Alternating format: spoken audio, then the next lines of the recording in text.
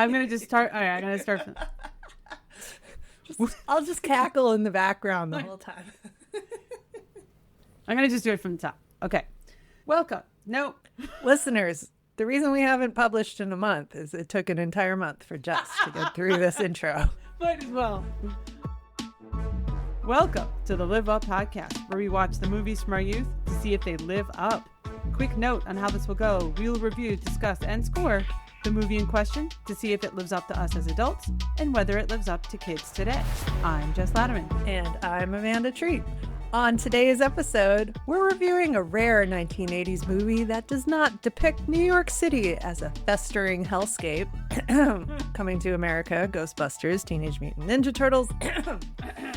From 1989, it's Nora Ephron's classic, When Harry Met Sally. First question for you, Jess, because this movie is one of those sneaky R-rated movies. I know. It feels undeserved, but it is an R-rated movie. Did you watch this with the kids? I did not, but that wasn't going to necessarily stop me. So I was going to try to watch this with Lily at least, but it just didn't work out scheduling wise. And she was not really up for it. In retrospect, to be honest, it deserves the R rating on some level. The whole movie's about sex on some level. But just talking about sex. There's no actual sex shown. No, there's no actual sex, but I think it would have been mortifying for a tween to watch this with her parents. Like, I just, I feel like she dodged a bullet there on that for not watching it with us, but I did watch with Elena because she also remembered this fondly. I don't have, I watched this with a kid reaction. That is probably the best for parenting here. It probably is. Okay, so with the rating and rated R, I know sometimes it's for cursing, although there's not that many F-bombs in here. One thing that bothers my daughter when she listens to you and I on the podcast is just how much we curse. So for Christmas, she actually purchased a sensor beep for me, sound effect. So listeners, for this episode, when I say or Amanda says it, we are going to insert, you probably just heard it, the beep. So delighted in 2025 we have a tween censoring us. We do have a tween censoring us. This podcast has been approved for all audiences. It has, by the certified board of tweens. So just want to let folks know. Let's try to have a PG-13 conversation, but if we'll go as clean as we can. You only get one F-bomb in a PG-13 movie. Maybe we will do our best by here. My censoring when I do the edit, but just be warned, there are beeps in this podcast. All right. It's like the opposite of This American Life when they're like, for a beeped version, go to our website. This is the opposite of that. But anyway. Nice. And I was surprised at the R rating. I'm shocked because I watched this when I was pretty young. Oh, yeah. That was my follow-up question was, how young were you when you saw this for the first time? I don't know. I want to say 10. I watched this a lot. I mean, this was similar to Overboard or Who Framed Roger Rabbit, Coming to America. I mean, was this on TV a lot? I think it was on TV a lot. I watched this so much that it was one of those movies that from the first couple words of dialogue in a scene, I just remembered the whole scene and I remembered all of the dialogue. So it must have been on TV. I can't imagine we rented this over and over again. We might have owned it. I mean, the R rating didn't seem to bother anyone else in the household. And I think it's fine. But did you watch this one a lot? I think we did. I have no idea. This is another one where it's just always been there. And I don't know how young I was when I first saw it. And I'm sure my parents rented it and thought, oh, it's okay for them to watch because there's no sex. There's no violence. There's just a lot of talking about sex and an occasional F-bomb. Yeah. So I don't even remember there being an awkward moment the way if you're watching a sex scene with your parents that's like, I feel like my daughter would be old enough that she understands the subject matter and maybe it would have been horrifying for her, but I don't know. Yeah. But yeah, we watched this happily because it had Princess Leia in it. Yep. It had the two guys from City Slickers and City Slickers we had a copy of. And so that was like canon in our household. Yeah, we watched a lot of that. And also we knew Billy Crystal just from Throw Mama from the Train, which my mama loved that movie. So we'll have to review that at some point. Princess Bride. He is. Yeah. Although kind of unrecognizable. Like, I think when I saw The Princess Bride, it was like, oh, hey, that's the guy from, Yeah, but, Kid Brain doesn't always put it together because he that's looks true. so different I mean, in Kid that Brain movie. definitely for me put it together with City Slickers. Like these two Yeah. movies were watched a Yeah, lot. because Bruno Kirby and Billy Mm-hmm. Crystal are buddies. All these great movies for future episodes, but I have no idea when I first saw When Harry Met Sally. It's just always been there like Die Hard. It's just in the brain. It's just in the It's brain. American Yippee-ki-yay, culture. mother. It's there. But Jess, would you like to summarize When Harry Met Sally for our listeners? Sure. I came to think of it after watching this that it's the ultimate precursor to Sex and the City. But this movie is a boy meets girl kind of rom-com, but make it neurotic would be the Yes. log line for me. But because it's Nora Ephron, the quality of the neuroses is A plus. So good. So good. So, Such so good good. neuroses. It's Yeah. excellent. I was going to save this comment for when we talk about Billy Crystal's performance as Harry, but I feel like we have an adult friend who's very much wired like Harry. And in real life, he is so annoying. Like, we love him because he's a friend, but it's just like, you gotta Does stop, he read the last man. page of a book before he finishes the book? It feels like he probably does. He's never Yeah. made that comment, but just his needing to loudly proclaim all of his neurosis and all of his dark side vibes, it just gets old so fast. So that guy's poor wife, but I'm not naming names and I don't think they listen to this podcast. So we're And going to if you just do, move it's not along. you. It's some other Yeah, guy. it's not you. It's another friend. So I didn't do the deepest dive into my nerdy notes that I usually do. I didn't go to the far corners of the internet on this one, but what I did do was get the script out of the library. And unfortunately, the version they gave was There is just script. Hold on a second. There are scripts available at the library. yeah. I didn't you know can that. Punch in Nora Ephron, you can get the script out of the Oh. library. Oh, that's so fun. The version they give you is verbatim what you see on the screen, and she did so many drafts of this. It for me would have been more fun to see the original Yeah. draft, but you get what you get. She wrote this fantastic introduction that she was acknowledging that even though her name is all over this, and Nora Ephron, like great writer of the 80s, 90s, like our childhoods, Yeah. where this came from was her and Rob Reiner and the other producer, Andy Scheinman, I think his last name is, that Nora Ephron and the two guys were going out for lunch and having these conversations because they were like, let's do a movie together.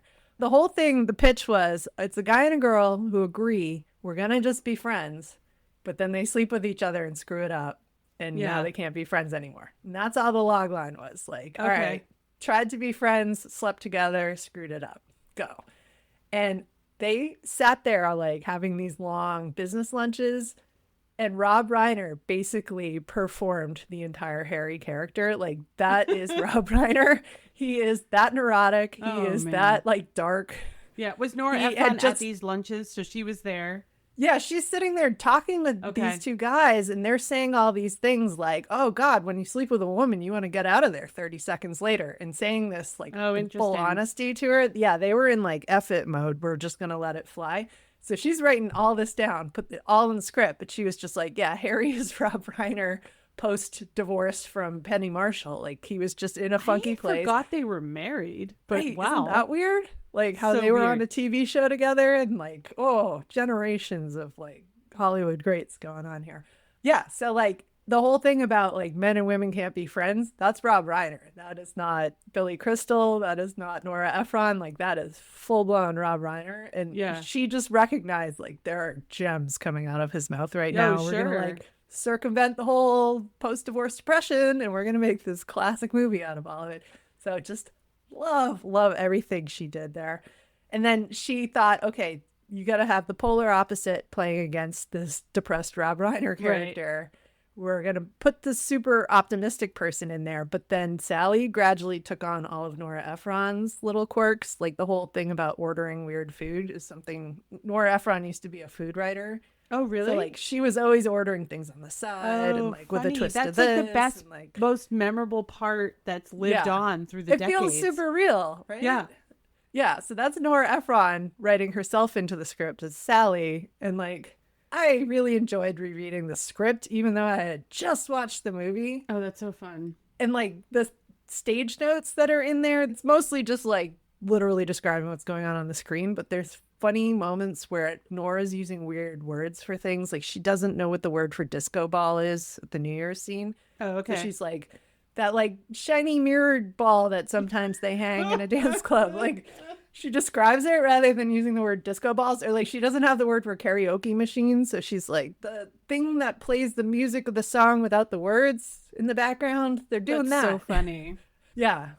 Or like she doesn't have a word for speed walking, which this to me, like Bruno Kirby and Billy Crystal wearing spandex and speed walking through Central Park and like having a guy discussion is just such a surreal, silly moment. They're It's having a very so serious silly. discussion, but they're like wagging their asses in spandex. I know, because they're It's like, what are speed you walking, doing? and we've all seen that middle-aged person speed walk. It's so funny. It's so funny. Elaine and I laughed at that because it's everything about it. It's the fact that they're speed walking, they're waddling, they're wearing the most ridiculous like running It's tights. so spandexy. Yeah. So spandexy. It's so funny. So 80s. It's great. And like, yeah, so that in the script, Nora Ephron did not have the phrase speed walking. I don't think we called it that back in the 80s. So she's just like, they're kind of like, you know, exercising but walking at the same time. Like she That's just so funny because the tried to way their describe it. physical humor was so fun in that. And It it's the was so smallest good. scene.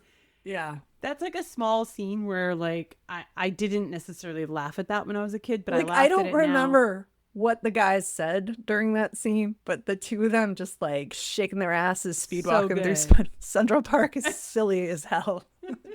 We love our female screenwriters when they write kick-ass movies, and this, I mean, we're not going to use this to bias our review of this movie, but this was 2019's BBC greatest romantic comedy of all time. Oh, like okay. they just declared it. They like, declared there's never it. been a we'll better see, romantic Amanda. comedy. We'll see if we feel like it is. We're going to dive in. We are. All right. Well, let's talk about our titular characters, Harry and Sally. It's hard to separate them for me, to talk about them separately. I think we will talk about them separately, but I think I just want to note that for them together, that their relationship grew on me. Their relationship grew on me as I rewatched it in the same real-time way that they grew on each other as characters. Because at first I was like, oh my God, they're both so annoying. They both have traits that are worthy of kicking someone out of the car onto the Oh my freeway in the middle of that drive from Chicago to New York. Yeah, and you kind of come to love some of their quirks throughout the movie. I think this gets at the great scripting. And I even think that just as a relationship before it even is romantic, like they have such interesting fights. They're fighting in a way where it's not a winner take all, and it's not over subject matter that you would never be able to come to an agreement on. Is stupid trivial stuff that they're really, really digging deep on. Like they keep circling back on the movie Casablanca, which is friggin' amazing. And actually, kudos to this movie, because often when you reference a better movie in a movie, the audience just wants to go see the better movie that you just referenced. That does not happen here. I did work on a movie that kept referencing When Harry Met Sally, and when I finally saw the end result of that, I just wanted to go see When Harry Met Sally and not watch You're like, the "You know movie what? that I worked on. Just gonna watch the actual good one. Yeah, no, I think their fights are good because they're, even when they're cutting in their fight, it's not like irreversible. My favorite fight, if you will, basically Harry has a meltdown after seeing his ex-wife. The wagon wheel? The wagon wheel meltdown, which is so funny. That's like one of the best scenes in the movie. But, you know, he's outside, he's so angry, and he throws that anger right at Sally. And he's like, you're totally not bothered by your breakup with Joe. You haven't slept with anyone. And then she's just like, you are being such a dickwad. And by the way, you're having sex with people like it's some sort of revenge sport. And so they're saying these like cutting things at each other that are like hurtful. It's also just a real mirror they're holding up to the character. It's very good. And I feel like that is a scene where you watch them cross the line with each other. Yes. Like they are insulting each other They very are. personally. And then Harry just takes a step back and apologizes. It's just like, hey, I'm sorry. Yeah. And that is a great side of how close they are that they can fully unload on each other and apologize. Watch poor Bruno Kirby drag the wagon wheel outside. Like, so amazing. Such a funny scene. Such a funny scene. So I just really appreciated that upon rewatch, that they have decent fights even earlier in their friendship where they're a little rough around the edges and Sally is calling him out for being a jerk for the most part. It's sort of, I don't want to say like West Wing like, because it's not like that, but it's that kind of quick communication that's just really fun to watch. And it feels really authentic to their character. It's not wild. Very evenly balanced. Like, she's not going to give in, even though he will talk circles around her and just be so pessimistic at times. She pushes back, and then she's talking just as much as he is, and they really feel evenly killed. So they're matched well. It has good nuance. So I just wanted to mention I like their fights before we dive into them individually. I already said this, but Billy Crystal plays Harry and is so funny in this movie, but I do know someone who's like Harry in real life, and he is insufferable.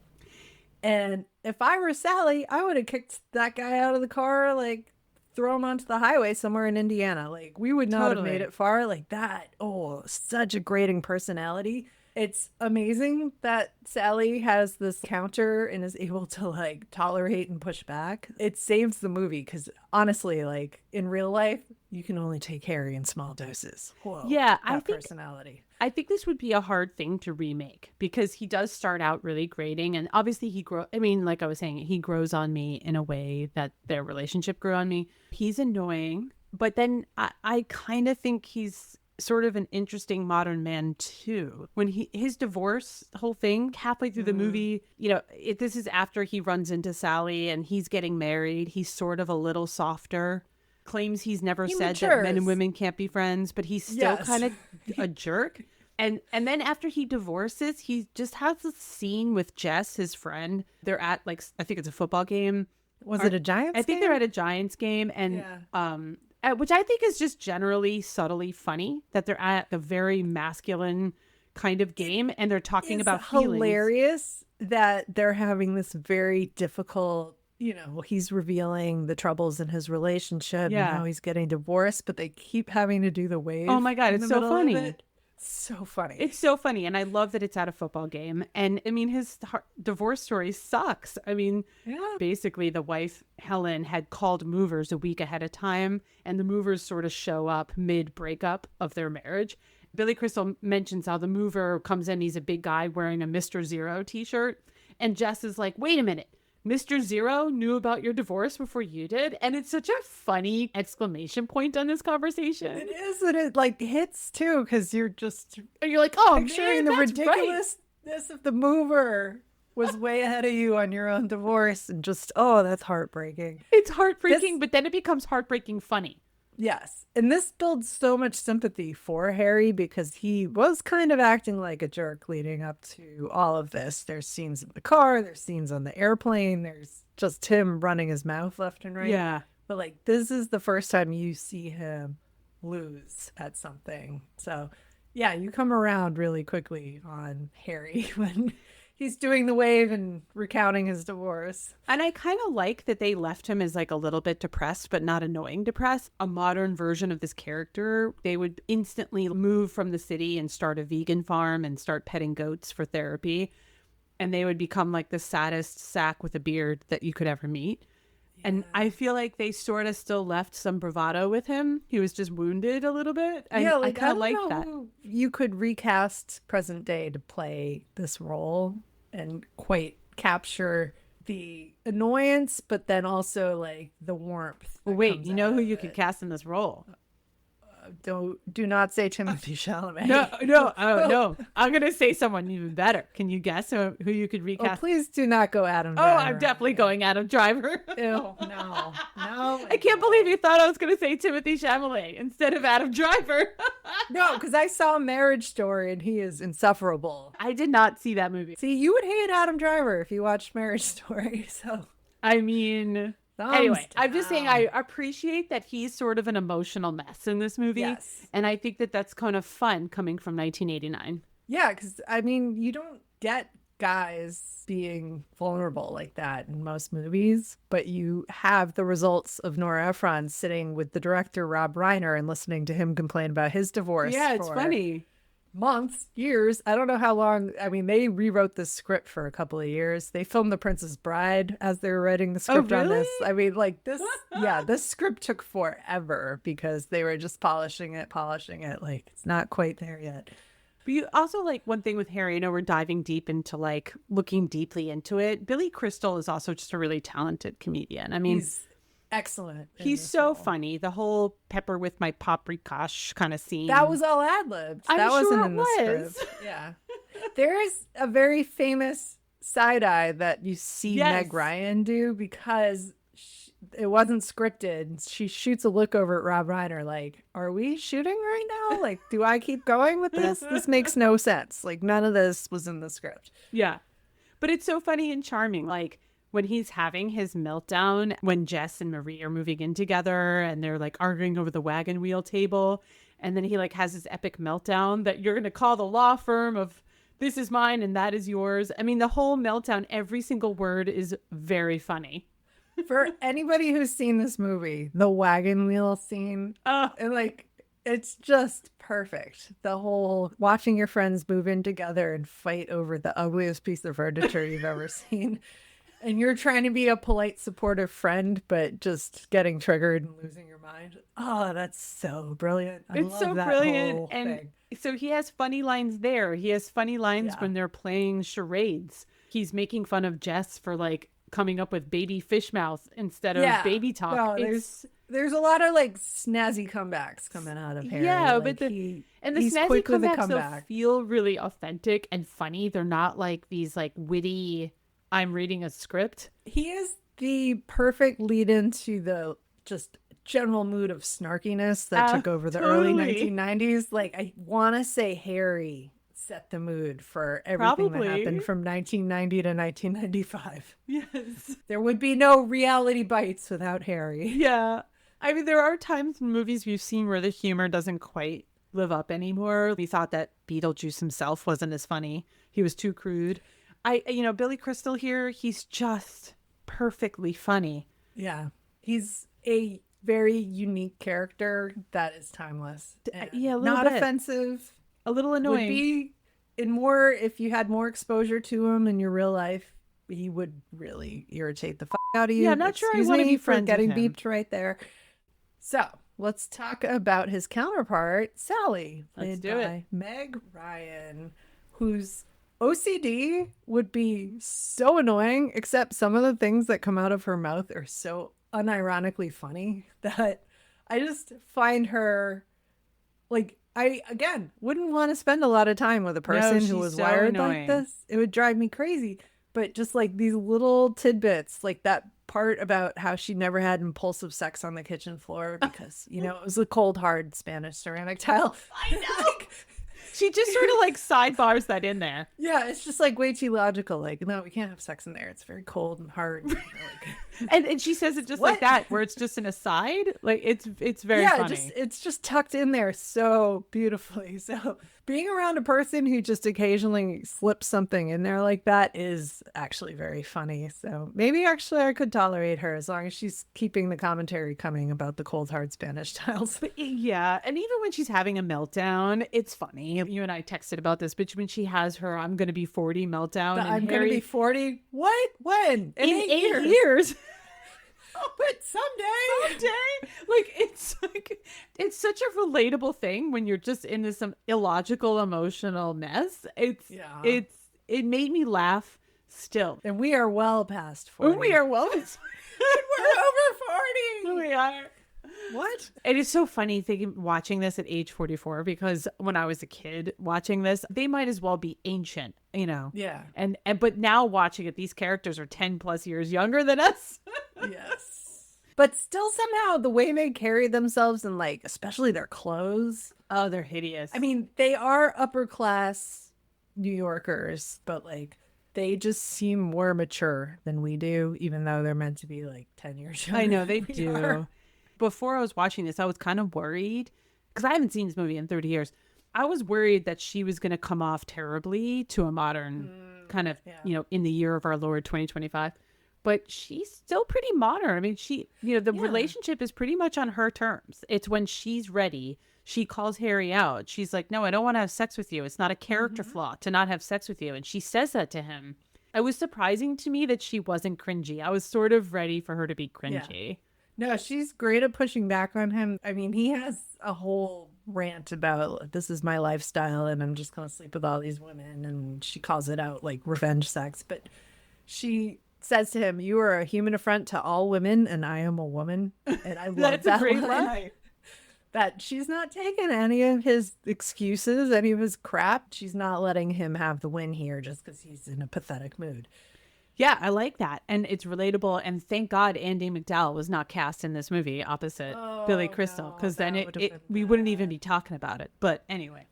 Okay, we need to talk about the best improv scene of all time. Oh, I know. We're bearing the Your lead here. favorite Wait. is Tell listeners bottom- which scene we're talking about in case they know for what some scene reason we're don't talking about. know. But like when people think When Harry Met Sally, the one scene they think of is Meg Ryan completely outshining. The I'll have what Billy she's having Crystal. scene. Yeah. Yes. So we're in the deli. Harry says that women have never faked an orgasm with him. And this does strike me as very out of character for Sally. It doesn't line up with her very logical precision. But it kind of does to me, because she's just like, no, you're wrong. Because she even says, do the math. Every woman has done this and you think no one has done it with you. Do the math. It has a very logical bent to it. Yes. So we're, of course, talking about the faked orgasm. Of course. Scene. I watched this on a DVD and people had apparently rewound and rewatched this scene so many times it like scratched the DVD. That is so funny. Started the scene and all of a sudden it just froze and I had to skip ahead to the next scene. Really? So I I can't did believe you're not get to watching this on a rewatch it DVD. this time, but I'm very clear on what happens in that scene. I'm actually sad that you watched it interrupted by freezing. I know. Because I will die on the hill of saying this is one of the funniest scenes ever in a comedy. And it still is. I laughed harder this time watching it again. I will piggyback on this and say that this scene created the all-time greatest parody I have ever seen on any show, Saturday Night Live or any of the other like variety shows that do parodies of things. They rebooted the Muppet Show in the mid-90s. I think it was called Muppets Tonight. And there was an episode where Billy Crystal hosted. And they set the scene with Billy Crystal and Miss Piggy in the same diner. With Miss Piggy saying, you think a lady cannot fake a sneeze? And he does verbatim his whole Harry monologue. Like it's the exact script so from When good. Harry Met Sally. And there's Miss Piggy with her Miss Piggy voice, like Frank Goltz, I think is the puppeteer there with his manly like pig voice, doing the whole, and then at the end, Miss Piggy voice. in the Miss Piggy voice, and then at the end, choo. And that's the whole scene. And I'm then going to have to watch this on YouTube. and there's some Muppet at another table who just goes, I'll have what she's having. It's the best parody I have ever seen. And Billy Crystal, like dressed in the same outfit, doing the exact lines from When Harry Met so Sally, good. facing a pig. And it is brilliant. Like Brilliant. that, yeah. Chef's kiss. Muppets, you crushed it. That was the best parody ever. I have to watch it. Listeners, Yeah. I'm going to put a link to this in the notes. Not to think too deeply about this, but I was thinking this is such a moment in time because in a modern environment, people would be whipping out their phones. They would be recording it. It would almost be like performative to the moment. So it's even funnier that this is just a fleeting goddamn thing that happens in this there's diner no or deli. flash mob happening here. Yeah, this is it's just a woman so like proving her friend wrong. the whole thing when she just stops and then picks up her fork and continues eating her salad. I mean, Yeah, coleslaw. Elena and I were like really laughing at this, like harder than when I laughed when I was younger. I'm so sad I missed it. You perverts who took this DVD out of the Boston like Public really too bad. Library and rewatched that scene over and over. I'm now sad I haven't seen the Miss Piggy version. I'm definitely going to I'll watch try that. to find the clip of that. That was the all-time greatest parody I've ever seen in my life. And like all good moments, it doesn't go on too long. They know when No. to end the bit and they end the bit and it's great. So, have you ever been to that deli in New York City? Because I Is it know it's still Katz's? there. Yeah, I think it's Katz's Deli. I I've think never that been to it. it's still, I think it's one of those places that will always be around because it's like a tourist Yeah. place. Gotta imagine it's like people running into the New York Public Library dressed like Ghostbusters. Like, Yeah, but at this point, it's all people who are like old. yeah, no, it's a bunch of tourists going in and faking orgasms. Right. And It's like everyone's the people who "Oh, show up to the okay." Home Alone house out in Chicago. Oh, that poor house. That poor house. Yeah. They had them scrubbed off of Google Maps because they need people to stop showing up at that house. Listen, if you're going to buy the Home Alone house, this is going to happen. My coworkers came over from France, and it was like they had an extra day in Chicago. And what are you going to do? And one of them was like, I'm taking a taxi out to the Home Alone house. I was like, don't do that. do There's that. such better things to do in Chicago. Don't go to the Home That's Alone actually pretty house. funny. Moving on. Yeah. Oh, one last thing I'll say about Sally is her clothes are so 80s hideous that, I love all the clothes What? in this movie. I would never wear them, but like it's just such a time and a place. it is. It's like a time capsule. Yeah. It's the same way if you're watching like Downton Abbey. Like Yeah. those clothes are beautiful. You'd never wear them. We're not in the 1920s. There's a lot of pleats, like pleated Yes. pants, pleated shorts. Oh, and Yeah. like the vest look on women. I mean, it's at least Very not as Andy bad. McDowell. Oh, no, it's not as bad as the Andy McDowell vest from No, Groundhog Day, but it's that close. was the worst vest. That was the worst vest on the worst actress. Yeah. Oh my God. If you had Adam Driver and Andy McDowell remaking this, I would like, God, why would you do that? Strike that from the record. Bleep that whole thing out. Bleep it all. bleep. All right. We have more characters we need to talk about here. Another couple, they start as the wingman and wing lady or the best friend characters, but then they take on a life of their own. We have Marie, played by Carrie Fisher, and we have Jess, played by Bruno Kirby. And these are two amazing actors given two really great characters.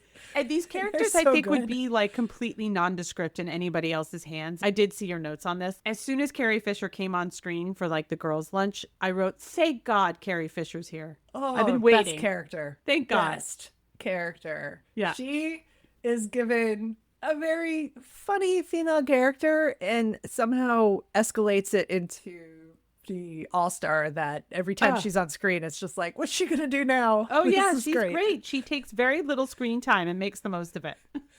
So she appears at, I think this is the third iteration of Sally, where she's probably in her 30s. She's Yeah, just early broken up with 30s. her long-term partner, Joe. They're sitting at what I think of as like the most pleasant, rich white lady way to enjoy I think they're New sitting York. at that restaurant in Central Park, which is ridiculous. Yeah. Nobody actually Yeah, has like- lunch there. They're eating appetizers and they're drinking wine in the middle of the day, and it's sunny and the leaves have turned colors and it's friggin' gorgeous. Meanwhile, over in Queens, Eddie Murphy is like having a really tough time Some finding sort of a lady. hellscape Like, over yeah, there. there's all sorts of screaming and swearing over in Queens, but like they're sitting at Central Park, they're having this lunch. Sally says, "Oh, I broke up with Joe," and Carrie Fisher just jumps in and is like, "Joe is single?" I know, it's so the rudest thing you could possibly say to a friend who's just like, I just broke up with my long-term boyfriend. Like, it's so obnoxious, but the way she delivers it, you're just like, yes, I am here for whatever I love this it. character Marie is about to do. Like, she is bonkers. It's so good. I was taking notes as I was watching this, and I found myself writing down more of her lines, not because the lines themselves are any more brilliant than anything that Harry or Sally are saying, but she just delivers it in such a funny way. Oh, amazing. On top of like, okay, Joe is single, like I'm gonna steal your ex immediately after you broke up with him. But she has this like crazy huge Rolodex of all the single guys she knows Which, in New by York. the and way, it's, a like, young person thousands would of have no people. idea what a Rolodex is. So there's something Yes. kind of funny in that. Dated. Oh my god! Yeah. It's such a funny prop, like Yeah. this giant stack of paper It's that not she even just business happens to have cards. in her bag. Yeah. Yes. And like they talk through because she's trying to set Sally up with a rebound guy. She pulls someone out and they're like, oh, he's married. She just goes, oh, and folds the corner down and puts it back in. Like, even when I was younger and like a kid, I thought that was funny. And it's Yeah, even it's funnier now. It's so rude and it's so It's so cynical, like unabashedly slutty. she's I love it. putting it back in there as if like, well, I'll just wait it out until he gets divorced. Like, so there's a little fold in the corner. No, it's funny. So I interpret mean. that differently because the whole thing is that Marie is dating a married guy. I interpreted that she She folded it is. down, being like, I'm going to get in there now. Well, yeah, no, that for her character, yeah. That Yeah. absolutely is a thing. Her line coming in is he's never gonna leave her. Yes. I mean, it's absurd. She is so obnoxiously not taking a hint. It's great. It's great. I really thought of her as like not just that scene as a precursor to Sex and the City, but I thought that the Marie character was a precursor to Samantha from Sex and the City. Absolutely. Not nearly as descriptive and visceral about what she's doing with her sex life, but she's approaching this very cutthroat. Yeah. She is going to win the dating game, that she is like winner take all kind of vibes. But she transforms from that into actually a very sweet person when she meets Jess, who is Harry's best friend, and they couple up. I find them so charming together. Oh yeah, they're super charming together.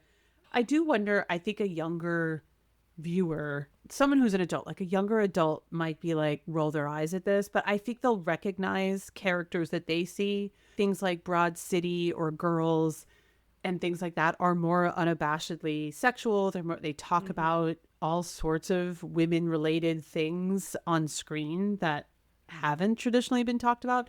So I kind of feel like she's like the mother lode of this that influences all that. So I think a younger viewer would recognize that in her, even if they think that the whole like out for marriage, dating a married man is weird, because I do think that that part feels a little dated. But everything else about her character feels like the precursor to these more modern characters we see now. Yeah. Yeah. She is doing so much work just with facial expressions and like a little lift of the eye, a little lift of the and eyes. a little So good. tweak there, and it keeps you really engaged. You can see why, even though she and Sally are so different, that Sally would keep Marie around as a best friend and a confidant. She's fascinating. She is ruthless, but like she's actually really heart of gold under all of that. And there's just enough of her, because I think that there are other movies we've watched that we're like, hey, we like this side character. We actually could watch a whole movie about the side character. We like the side character better. Whereas in this, I'd say there's just enough of her. And Yes. like, yeah, it leaves you wanting more. But I think if you had more of her, it wouldn't have been as charming. So I think that's like some good discipline there on some level, where there's just enough that it's perfect. But yeah. So she eventually gets partnered with Harry's best friend Jess, who's played by Bruno Kirby, who I know great from City Slickers. He's great in Good Morning Vietnam, even though he's the most annoying character in that movie. Totally. Actually, I need to say, watching the opening credits of this movie, you've got the black screen, they're doing Billy Crystal, Meg Ryan, and then there's this sequence of Carrie Fisher, and I was like, ooh, rest in peace. Sad And then face. Bruno Kirby, ooh, I rest in peace. know. And then written by Nora Ephron, ooh, Yeah. rest in peace. The three of them back to back to back. I was just like, oh, that's like a big part of our childhood that's like gone now. I It's know. so sad. All three of them are gone. Sorry to like throw that sad moment in there. Bruno Kirby was so phenomenal and like so missed. He has the greatest side character lines. It's perfect. And I haven't seen City Slickers in a long time, but I'm willing to bet he plays kind of the same back and forth with Billy Crystal. Everything is funny. Like there's a scene where Billy Crystal with Harry, they're at a batting cage. They're always doing something sports related when they're having an emotional conversation, which is so funny. So they're at a batting cage and Harry is like talking about his friendship with Sally and describing how he told Sally that he made a woman meow in bed. And then Harry moves on about how comfortable he is around Sally. And then Jess just can't let it go. Whoa, back. Wait a minute. And just Jess's like inability to let this go. And he's like, you made a woman meow? It's so funny. He's always playing these characters that have this combo of insecure but like slightly pompous, and depending on what the role is, like in Good Morning Vietnam, he's basically the bad guy. He's the bad guy, so like yeah. insecure and pompous in that movie, he's just like this asshole and you hate him. But here it's very sweet, like he's the best friend, he's a good listener, and he is a little insecure and he's a little pompous, but it's so charming in It's this so character. charming. I mean, It's delightful to be around him. Even with this like shitty wagon wheel coffee oh my table God. that nobody likes. He's so sad about it. Like the best scene. It's so funny. Yeah. I thought you Or, liked it. I was trying to be nice. I was being nice. I was being nice. He and the Marie characters, great actors, and they're perfect. Yeah. One of my favorite scenes is like the split screen where it's right after Harry and Sally like hook up. They both and get the call. yeah, they both get the call from their bestie, which by the way, Elaine and I are like, how are they both on the phone? Because you forget that in like olden times, you could have two lines. Yeah. Jess is talking to Harry and Marie is talking to Sally, and they're in bed together. And then to the side of the split screen, you see Harry freaking out and Sally freaking out.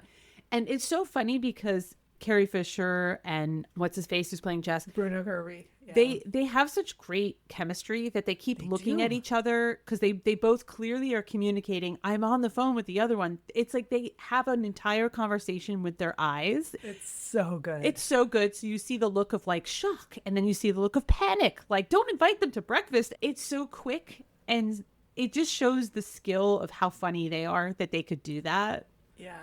Yeah. No, it's a brilliant scene. And it ends with one of my favorite lines in the movie. They both hang up and are like, our friends are train wreck. They don't say that. Yeah, no, they don't. Right, They just say it with their eyes. Both of us, our best friends are train wrecks.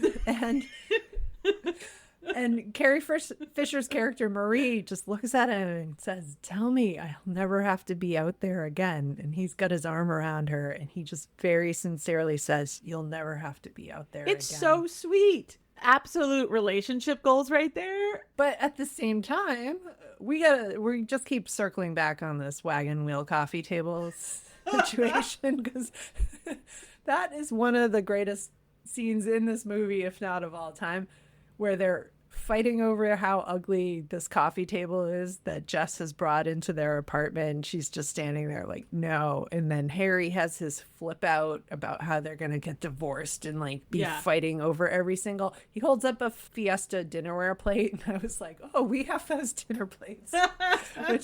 But then, Harry and Sally go outside to cool off for a second. And Marie just turns to him. I just want you to know, I will never want this wagon wheel coffee table. Such a good note on it. It's such a beautiful setup. Like, you and I are strong, but I absolutely hate this thing you brought into our apartment. And you get a whole scene, and then you just see Jess dragging the ugly coffee table down the stairs, and he's like, don't say anything. Oh my God. And we all also, it's so relatable now as an older person. Like, we all have those things that the spouse is like, oh my God. There's other characters in this movie, but they're mostly minor. But the one character I want to talk to you about is the city of New York. Oh, yeah. In this movie, because I'm the resident Bostonian on this podcast. I'm supposed to hate New York, but it is not a hellscape like depicted. The version depicted in this movie is in really this era, charming. urban, anything that took place in Chicago or New York were like, oh my God, crime infested. You're going to die. Everywhere is covered with trash and rats. The Ninja Turtle version of New York was the pervasive, but if you look at this movie, it's charming little independent bookstores and cafes, and it's lunch on Central Park. The fall leaves are perfectly making a bed of color in Central Park. You can walk and talk with your best friend through the park as the leaves are falling and dancing around you. You know where I'm going with this, but the most important thing is the freaking real estate going on here, because Harry's apartment, which he does joke about, at least I got the apartment, in his divorce extensively about. I mean, make sure you hold his on to the apartment apartment is off the hook. It makes Dana's apartment from Ghostbusters look like a dump. And he's what, like an entertainment lawyer? store. His job is okay. It's not like I mean, we're talking floor to ceiling CEO. windows in the West Village, I think, and it's huge. God. There's a full kitchen. This apartment, I mean, I would divorce Helen for that apartment. Amazing. Right? Yeah. And Sally's apartment also, like, Hideously delightful. decorated, a lot of Yeah, florals. well, it was the 80s. There are a lot of florals. But listen, I'm sure their fictional characters are moving into Harry's apartment because it's amazing. They better be. He's got I great mean, that's the windows. apartment Great that like floors. Taylor Swift probably currently has. Like, it is so nice. Yeah, people go over to Taylor Swift's and they're like, is this the When Harry Met Sally apartment? I know, right? I just pulled some like How rich did you celebrity get out of this? midair. Yeah, like there's a scene, and well, there was a precursor scene that I know belonged in the movie, and I didn't get to see it because people had overwatched the orgasm in the deli scene, and then it's the scene that immediately follows that is the two of them like picking out a Christmas tree and carrying it back to her apartment. And then you get an echo of that later when they're fighting and she has to like drag a tree back to her place by herself. But yeah, it's just all of these really cozy little stores owned by like your neighbors who it just feels like this tiny little community, even though it's in massive New York City. I mean, You've Got Mail kind of does that too for New York on some level. It does. But yeah. I actually related to the Christmas tree scene because Elaine and I, once upon a time, did drag a Christmas tree from Manhattan to Brooklyn. So we took it on the subway. Wow. And we nice. transferred at a station where we had to walk pretty far. I mean, it's a it thing. had to be you playing the whole way as you carried the tree. But I actually thought that was funny rewatching because I was like, oh, remember when we did that? I mean, yeah. But yeah, this version of New York City is like Hallmark Christmas movie charming. Absolutely. Definitely the anti Coming to America version of New York. Yeah. Anti that, anti Ninja Turtles, anti every other movie we've reviewed about New York City. Yeah. Even Die Hard makes snide remarks about New York, even though it takes place in LA. Yeah. You're totally right. It's like the start of a Hallmark Christmas movie. A very fancy one. Yeah. Do you have any random thoughts you want to share about this? There's little things like, answering machines are part of this. When Harry and Sally have their subtle falling out after they hook up, he's leaving her messages on her answering machine, which I know this came up in Ninja Turtles too. Even the karaoke machine, they put in a cassette tape. Karaoke machine. Actually, let's take a dive into this for just a split second because they're in a Sharper Image. Oh my God, rest in peace, Sharper Image. Had such an oversized impact on our psyches when we were like kids and in the 90s, it was in every mall. Yeah, it was the greatest store. Like, oh, you got so excited to just even go in there. You could sit on a massage chair. You could touch that plasma ball that like sent electrical shocks towards your fingers. And it just like Elaine and I were also noting that this particular Sharper Image was like huge. It was. And just Where for was that in listeners, New York? this is the scene where Harry sings a song. They're singing from Oklahoma, right? Yeah, from Oklahoma. What is it called? Surrey with a fringe on top. And he runs into his ex. Elena noticed this, but she was just like, Billy Crystal doesn't need to look at the lyrics. He's just singing it. And this also shows the funny thing about the characters, because the Sally character is like holding up the lyrics and singing terribly, and then kind of gets a complex like, am I singing so bad? But it's really because Harry's distracted. That's such a beautiful scene because she's got the microphone and he sees his ex-wife suddenly walking towards him and he has a panic attack and stops singing. And she goes on obliviously for a second. And then she does this whole loud monologue to the whole store about how, oh, are you so upset that my singing voice is terrible? To the whole store. Yeah. And then he just is like, it's my ex-wife, Helen. And she's in the mic going, Helen? I know, like, that was fun. It's classic. Broadcasting out his trauma, and it's very funny. So good job, Nora Ephron. That is a really well-structured scene. It also is a good callback because when they were driving over and he was making fun of her ex-boyfriend's name, Sheldon, I think? Sheldon, the wonderful. Yeah, he was just like, Sheldon does your taxes. Like, Sheldon isn't someone you have sex with. And then his ex-wife walks in with like a tax account. I know. That is funny. And his name is Ira, which is like... Yeah, just... Yeah. That is a guy who would do your taxes. Yeah. Give it to me, Ira. No. All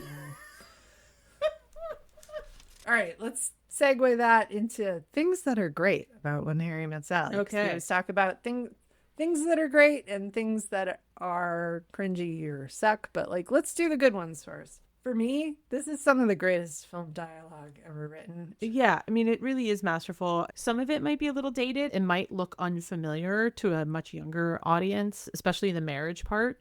I think the marriage part, I think especially would look kind of odd to a kid or a younger person.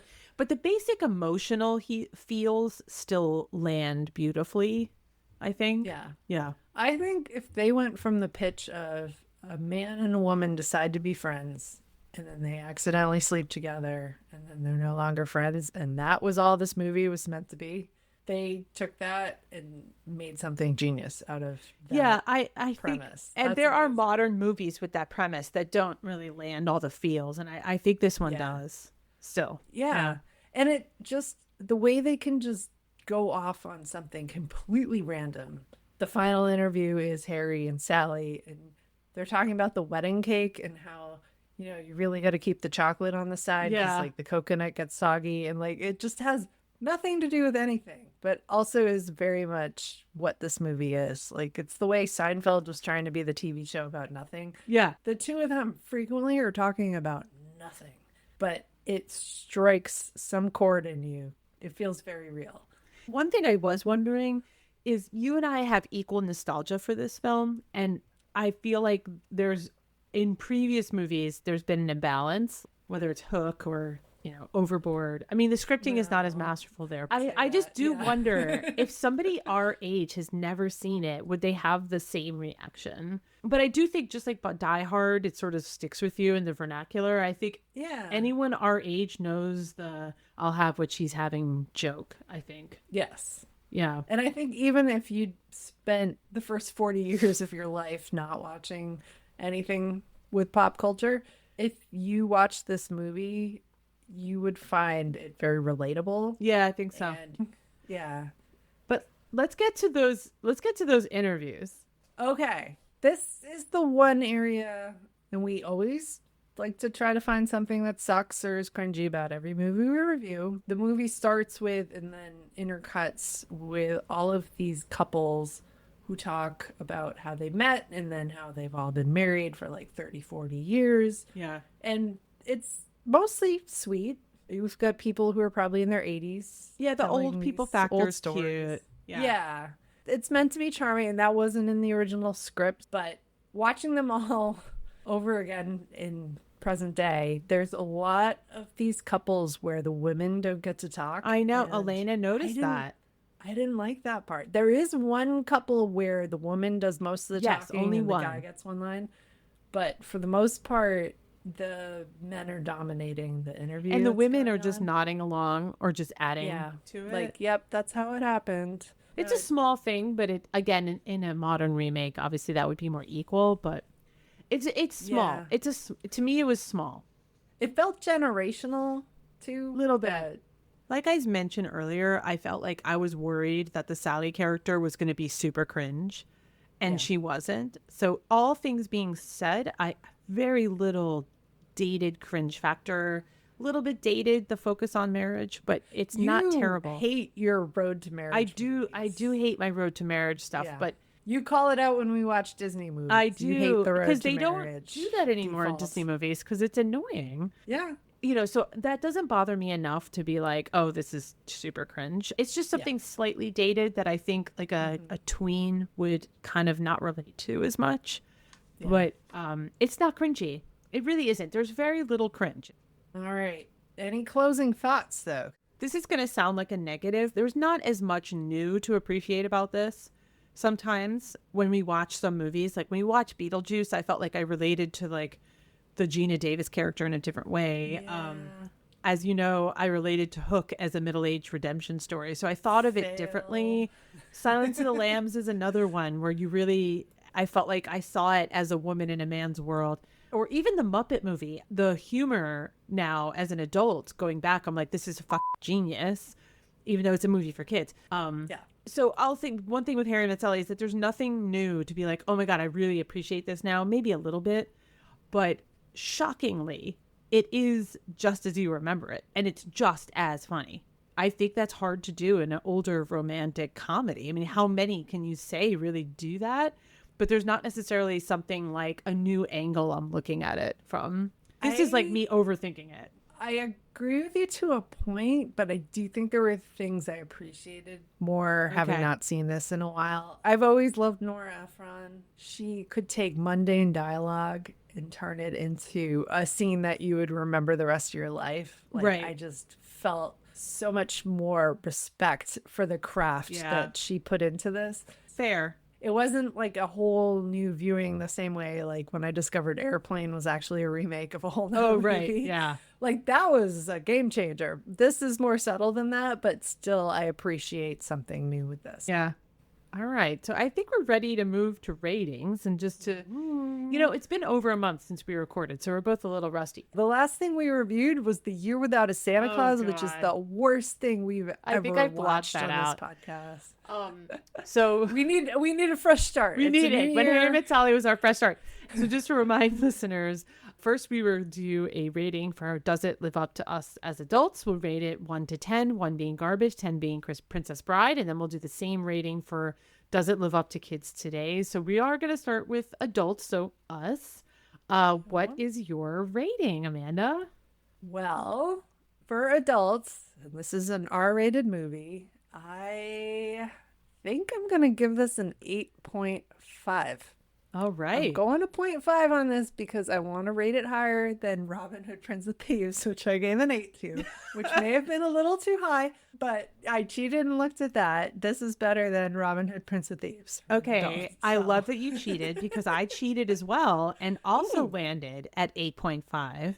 Yay! I'm following your 0.5s, and the reason why it's 8.5 is that I wanted it to be kind of more than a major league, but not as high as a Field of Dreams, which Field of Dreams sort of had this other character to it that I found something else to relate to there, but still very high. It still had to be pretty high. So both of us, same score. We actually very rarely agree and have the same score. So that's 8.5 from what's happening in 2025? I don't know. So that's a 17 if I'm doing math quickly. So now same scale.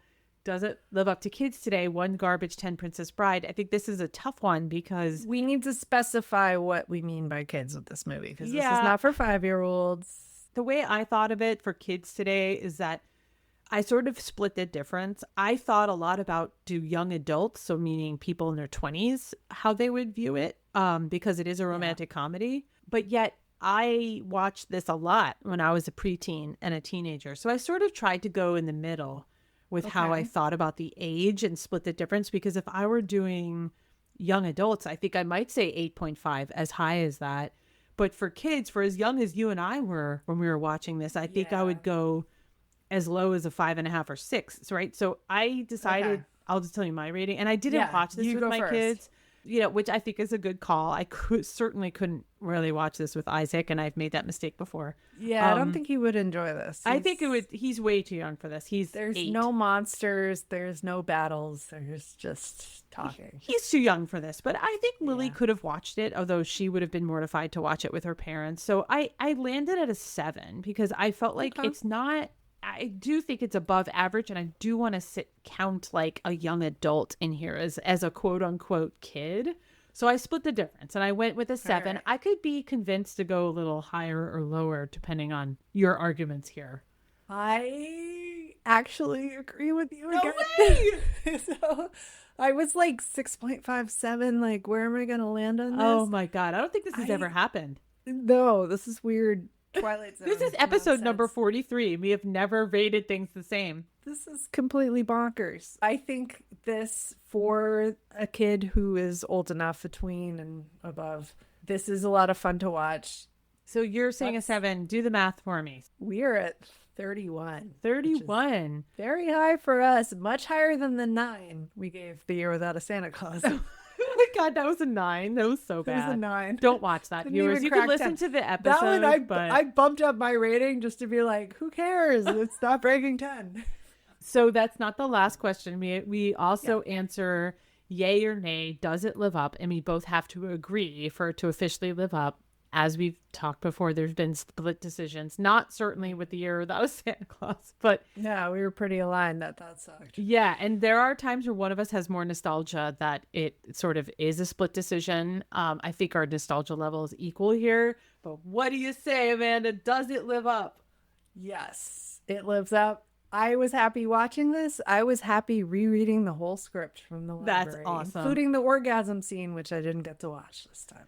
I really feel like you have to go watch that on YouTube, but I also think it lives up, so it officially lives Hooray. up. I highly encourage listeners to go back and watch it. I'd love to hear what you think. Were we too generous and gushy? Were you guys cringed out? Let us know. Don't send too much hate. We don't like the hate, but at Live Up Pod on all the socials. I haven't done my admin work in a while. Yeah, so. also, we got to figure out which socials we're on lately. Some of these socials. That's have why I got just to say go. all the socials, except we're not on Blue Sky yet, but I guess we could We're going to be. get on Blue Sky. That's a 2025 New Year's resolution. Yeah, We'll that get ourselves and on Blue Letterbox we need to get on. But yes, let us know at LiveUpPod, at Gmail, at LiveUpPod on all the socials. Come find us Happy on our New Year. website, liveuppod.com. Good to be back. I can't wait to review some more movies this year.